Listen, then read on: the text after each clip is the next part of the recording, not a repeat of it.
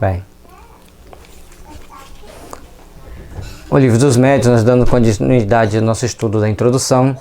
Essa é a terceira parte da introdução. A essas considerações ainda aditaremos outra muito importante: a má impressão que produzem dos novatos as experiências levianamente feitas e sem conhecimento de causa. Experiências que apresentam o inconveniente de gerar ideias falsas acerca do mundo dos espíritos e de dar aso à zombaria e a uma crítica quase sempre fundada. Então, quando se tem uma experiência mal feita, os novatos, e é feita essa experiência de uma forma leviana, os novatos vão ter uma má impressão e é logicamente que vai gerar ideias falsas e, por conseguinte, zombaria fundada. Se não levou a sério, vai vir zombaria, por uma causa justa, a má condução das experiências mediúnicas. Então, a condução da mediunidade, o estudo da doutrina espírita, a condução da mediunidade deve ser de forma séria, de uma forma objetiva, de uma forma que traga para as pessoas esclarecimento da responsabilidade, para entender todo o princípio, todos os fundamentos que ela é portadora. De tais reuniões, os incrédulos raramente saem convertidos e dispostos a reconhecer que no Espiritismo haja alguma coisa de sério. Para a opinião errônea de grande número de pessoas, muito mais do que se pensa tem contribuído à ignorância e à leviandade de vários médiuns. Então, quando os médiuns agem sem conhecimento de causa, de forma leviana, de forma irresponsável, muitos incrédulos não vão entender o que está acontecendo, não vão conseguir visualizar de forma mais ampla, e aí, logicamente, em vez de convencer, vai atrapalhar, e eles vão sair fazendo zombaria, como dito antes. Portanto, nas reuniões mediúnicas deve entrar quem tem conhecimento doutrinário, quem estuda a doutrina espírita com seriedade. Se não faz isso, não tem motivo da pessoa estar ali. De alguns anos, o Espiritismo ha realizado grandes progressos. Imensos, porém, são os que conseguiu realizar a partir do momento em que tomou rumo filosófico. Então a doutrina espírita ela foi crescendo, foi se aperfeiçoando, foi se aprimorando, mas principalmente depois que ela passou a ter um rumo bem mais filosófico, onde a estrutura filosófica da doutrina foi o ponto-chave para o desenvolvimento do entendimento das pessoas e aí ela poder crescer com segurança. Presentemente, e uma coisa importante, porque entrou a ser apreciado pela gente instruída. Então, quando as pessoas estão instruídas pela doutrina espírita, com toda a sua filosofia, com todo o seu corpo doutrinário e filosófico, aí sim vai estar facilitando o nosso entendimento, o nosso aperfeiçoamento e, principalmente, a nossa possibilidade de contribuir positivamente para o grupo que está ali reunido conosco. Presentemente já não é um espetáculo, é uma doutrina de que não mais riem os que zombavam das mesas girantes. Então, quando hoje as pessoas, ele está se referindo, na época tinha as mesas que andavam, que giravam, que davam pancadas teoricamente sozinhas. Então as pessoas que faziam zombaria, diante daquilo ali, queriam aquelas situações para se divertir, a partir do momento que elas se instruíam da gravidade, da seriedade da situação, então elas passavam a respeitar os fenômenos. Esforçando-nos por levá-lo para esse terreno, por mantê-lo aí, nutrimos a convicção de que lhe granjeamos mais adeptos úteis do que provocando a torto e direito manifestações, que se prestariam a abusos.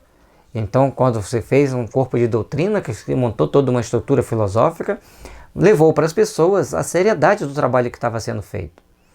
Então, as pessoas que vieram para a doutrina espírita, eles vieram convictos de que iriam trabalhar de uma forma séria, coerente e dentro de um corpo de doutrina que iria ajudá-los a ajudar e a se proteger também. E eliminando os abusos que dela poderiam ocorrer, porque as pessoas adoram uma manifestação sobrenatural. Disso temos cotidianamente a prova em o número dos que se hão tornado espíritas unicamente pela leitura do Livro dos Espíritos. Então, quando a gente lê o Livro dos Espíritos, é um espetáculo. As perguntas, no que a gente tiver dúvida, daí 4, 5 questões à frente já estarão sendo sanadas, e todo o livro vai levando-nos a estar sempre consciente da nossa responsabilidade frente à vida e principalmente frente a nós mesmos. Então é um livro que alerta as pessoas para tomarem consciência de que eles são responsáveis pelas suas próprias vidas. Nós nos salvamos das nossas próprias imperfeições. Depois de havermos exposto nesse livro a parte filosófica da ciência espírita, damos nesta obra a parte prática, para uso dos que queiram ocupar-se com as manifestações, quer para fazerem pessoalmente, quer para se inteirarem dos fenômenos que lhes sejam dados observar. Verão aí os óbices com que poderão deparar e terão também um meio de observá-los.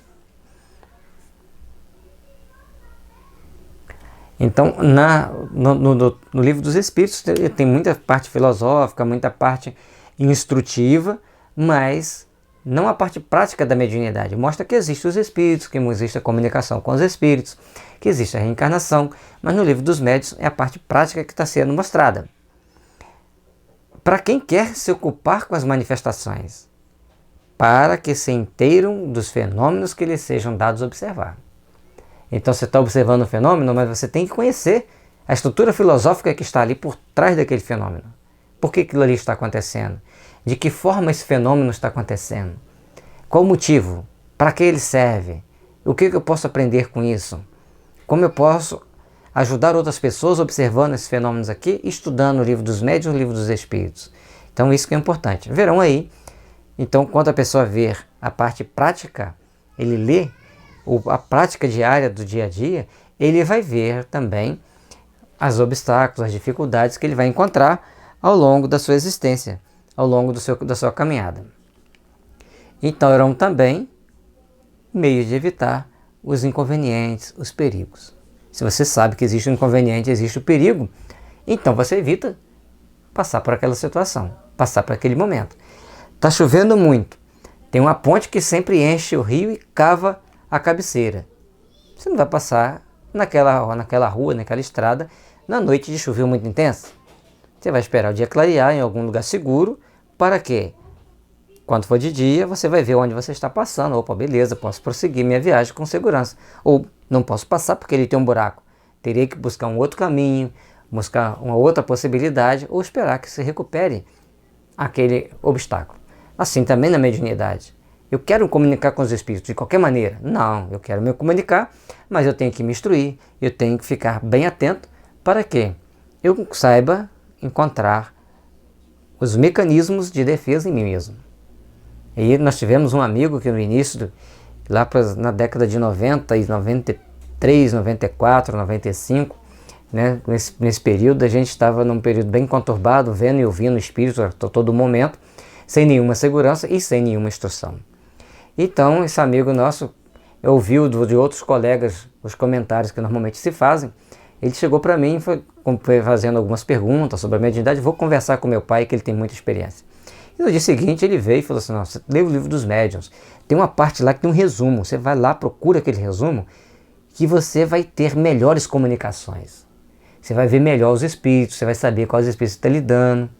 Você entenderam a sabedoria dele? Olha que você vai ver melhor os espíritos, você vai perceber melhor, você vai receber melhores comunicações. Porque sem estudar ali é perigoso. E ele tinha um jeito muito brincalhão de falar, né? E aí a gente pegou, leu, observou e, lógico, cheguei para ele e falei assim: da agora para frente você me orienta quando eu estiver saindo da linha, porque isso eu não posso fazer, aquela outra coisa eu não posso fazer, aquela outra eu não posso fazer. Aí, sempre que você percebeu que eu saí, você chega e me avisa. Porque às vezes a gente não percebe. E com isso a gente foi adquirindo segurança. Depois a gente foi fazendo tarefa e a mediunidade passa a ser controlada pelos espíritos. bons. Por que que no início eles não fizeram a mesma coisa? Porque eu precisava de passar pelo Se Vira nos 30, me instruir, procurar conhecimento, ter vigilância, ter cuidado, fazer tarefa. Se eles ficassem tudo bonzinho ali, eu não faria nada, eu ia ficar continuando na minha vidinha. Mas quando eu passei o aperto, eu corri atrás. É assim que acontece. Então é importante que as pessoas procurem orientar os jovens médiums, os médiums novatos também, que nem todo médium novato é jovem, mas orientar essas pessoas e dar consciência a eles de que eles sempre têm que ter alguém de confiança para dar um puxãozinho de orelha. Olha, cuidado, não é por esse caminho que você vai, cuidado, vamos dar uma estudada no livro dos médiuns, dá uma lida no capítulo 14, 15 e 16, porque lá tem um resumo das mediunidades. Então é o primeiro socorro, o primeiro amparo, o primeiro suporte. Dali para frente, você vai deparar com outras situações que lhe serão úteis também, e aí você vai estudar todo o livro dos médiuns com mais segurança, com mais tranquilidade. Estas duas obras, se bem a segunda constitua segmento da primeira, são até certo ponto independentes uma da outra, mas a quem quer que deseje tratar seriamente da matéria, diremos que primeiro leia o Livro dos Espíritos, porque contém os princípios básicos sem os quais algumas partes destes se tornariam talvez dificilmente compreensíveis. Então primeiro estuda-se a base, o Livro dos Espíritos, adquira aquele conhecimento básico. Depois o Livro dos Médiuns. E tem gente que ainda diz o contrário. Leia o Livro dos Espíritos, leia o Evangelho, segundo o Espiritismo, depois você estuda o Livro dos Médiuns. Aí você vai chegar no Livro dos Médiuns muito mais bem preparado. Eu tive essa intuição. Livro dos Espíritos, Evangelho segundo o Espiritismo, depois o Livro dos Médiuns. Então quando eu peguei para estudá-lo, não aprendi tudo. Mas tive muito mais segurança em estudá-lo, linkando muito mais os assuntos, do que se tivéssemos estudado ele antes do Evangelho. Mas o Kardec já deixa que primeiro o Livro dos Espíritos, depois o Livro dos Médiuns, aí sim, provavelmente depois ele aconselharia estudar o Evangelho segundo o Espiritismo. Mas aí a intuição de cada um vai ser importante. O importante é que esses três livros, o Livro dos Espíritos, o Livro dos Médiuns e o Evangelho segundo o Espiritismo, são livros obrigatórios para todos os médiuns e para todos os espíritas também. Porque os médiuns precisam dos espíritas para dar-lhes suporte. Então, que todos os espíritas estudem, pelo menos estudem bem esses três livros. Aí nós temos o Céu, o Inferno e a Gênese, que a pessoa vai estudando um pouco mais com mais calma, mais devagar depois. Importantes alterações para melhor foram introduzidas nesta segunda edição, muito mais completa do que a primeira, acrescentando-lhe grande número de notas e instruções do maior interesse. Os espíritos a corrigiram com particular cuidado. Então não foi só o Kardec corrigindo. Os espíritos foram sugerindo a ele novas modificações, novos textos, novas informações. E ele era extraordinariamente obediente aos espíritos. Era uma pessoa de um conhecimento técnico e científico vasto. E ele encarou a doutrina espírita como uma ciência. Transformou um fenômeno que era diversão, que era as mesas girantes nos bailes, em algo sério, coerente e que dará suporte psíquico para a humanidade para toda a eternidade. Aqui no Livro dos Médiuns é o nosso suporte, é o nosso porto seguro para que nós tenhamos segurança realmente de encararmos a mediunidade em qualquer época, em qualquer situação. Mas no Livro dos Médiuns não tem tudo, mas tem a essência necessária. Se você acha outros livros que tragam informações importantes, ótimo, estude. Mas estude o Livro dos Médiuns. Na dúvida, fique com Kardec, porque dá certo. Como reviram tudo, aprovando-a ou modificando-a à sua vontade, pode dizer-se que ela é, em grande parte, obra deles, porquanto a intervenção que tivemos não se limitou aos artigos que trazem assinaturas, São poucos esses artigos porque apenas apusemos nomes quando isso nos pareceu necessário, para assinalar que algumas citações um tanto extensas proviam deles textualmente. Então, muitas das vezes, os espíritos ditavam para o Kardec onde tinha que fazer as modificações. Através, provavelmente, de médiuns muito bem treinados, muito sensíveis, porque o Kardec, pelo que consta, não tinha uma mediunidade ostensiva, mas tinha uma inspiração, uma intuição divinas. Pelo mecanismo da intuição, pelo mecanismo da inspiração, ele fez muitas modificações, e principalmente com a ajuda trazida por aqueles médiuns que trabalhavam ali mais diretamente com ele. A não ser assim, houvéramos de citá-los. E o detalhe importante, ele só cita o espírito que colocou aquela mensagem quando ela era muito grande, ou era possível de um debate, de uma crítica, de um questionamento. Aí ele ia e colocava as informações de qual espírito estava passando a mensagem. Mas os médiuns não foram colocados, na grande maioria das vezes, praticamente 100%, os médiuns não foram citados. Eles foram citados depois, em obras póstumas ou por outras pesquisas de outras pessoas, que foram agregando em obras subsidiárias o nome dos médiuns que trabalharam com o Sr. Allan Kardec.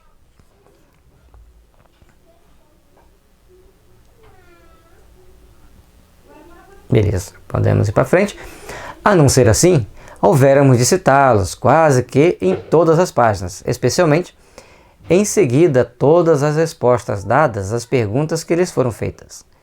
O que se nos afigurou de nenhuma utilidade.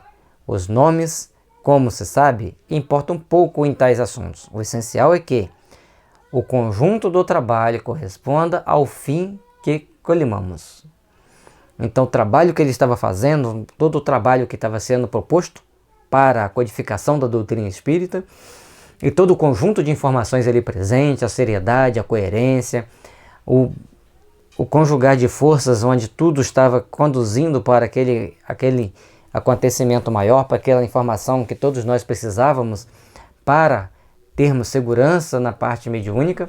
Sim, isso foi importante, isso foi o que ele levou em consideração, isso foi o que ele manteve com muita seriedade, com muito compromisso, com muita responsabilidade. O acolhimento dado à primeira edição, posto que imperfeita, faz-nos esperar que a presente não encontre menos receptividade. Então, o sucesso feito pela primeira edição, né, também iria ser feito pela segunda, porque foi um trabalho muito sério, muito digno, muito coerente.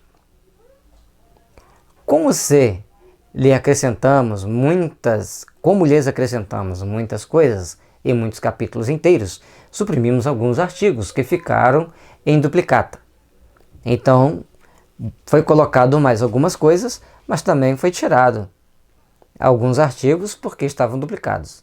Então, ele está mostrando quem tinha os dois manuais, quem tinha o primeiro, que chamou de manual, e o segundo, o livro dos médiuns, quem tinha os dois iam ver que alguns artigos foram retirados e outros foram, e praticamente todos foram aperfeiçoados e muitos outros incluídos.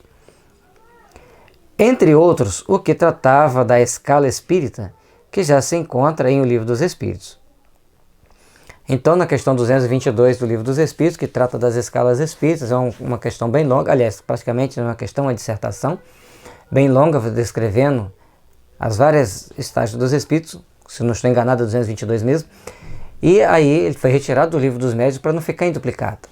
Suprimimos igualmente do vocabulário o que não se ajustava bem ao quadro desta obra, substituindo vantajosamente o que foi supresso por coisas mais práticas. Então tirou algumas palavras do vocabulário e colocou outras mais práticas, mais coerentes, mais coesas. Esse vocabulário, além do mais, não estava completo e tencionamos publicá-lo mais tarde, em separado sob formato de um pequeno dicionário de filosofia espírita. Observamos nesta edição apenas as palavras novas ou especiais, pertinentes ao assunto de que nos ocupamos. Então, no vocabulário, que tem lá no final do livro, ele colocou as palavras novas, aquelas que não tinham no dicionário comum, e eram pertinentes ao bom entendimento da obra que estava sendo estudada, da obra que estava sendo feita. Bom, aí nós vamos para a primeira parte, vamos estudar o capítulo 1, terminamos essa daqui e agradeço a vocês pela companhia, espero que as nossas explicações tenham sido úteis, que tenham te ajudado a compreender melhor essa introdução do Livro dos Médiuns, entender a importância do Livro dos Médiuns e a importância de estudar o Livro dos Médiuns. Então, a gente vai para a próxima fase.